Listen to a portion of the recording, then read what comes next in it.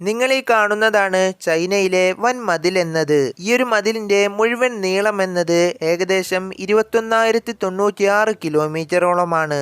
ഇനി ഈ പറഞ്ഞ മതിലിന്റെ ഒരറ്റം മുതൽ മറ്റേ അറ്റം വരെ നിങ്ങൾ നടക്കുകയാണെങ്കിൽ ഏകദേശം 18 മാസം അഥവാ 1.5 വർഷത്തോളം സമയം വേണ്ടിവരും നിങ്ങൾക്ക് ഈ പറഞ്ഞ മതിൽ മുഴുവൻ നടന്ന് കാണാനായിട്ട്.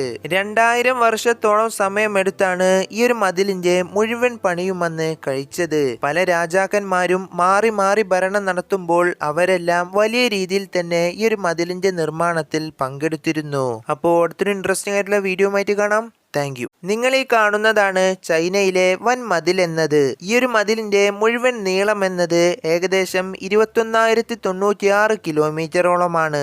ഇനി ഈ പറഞ്ഞ മതിലിന്റെ ഒരറ്റം മുതൽ മറ്റേ അറ്റം വരെ നിങ്ങൾ നടക്കുകയാണെങ്കിൽ ഏകദേശം 18 മാസം അഥവാ 1.5 വർഷത്തോളം സമയം വേണ്ടിവരും നിങ്ങൾക്ക് ഈ പറഞ്ഞ മതിൽ മുഴുവൻ നടന്ന് കാണാനായിട്ട്.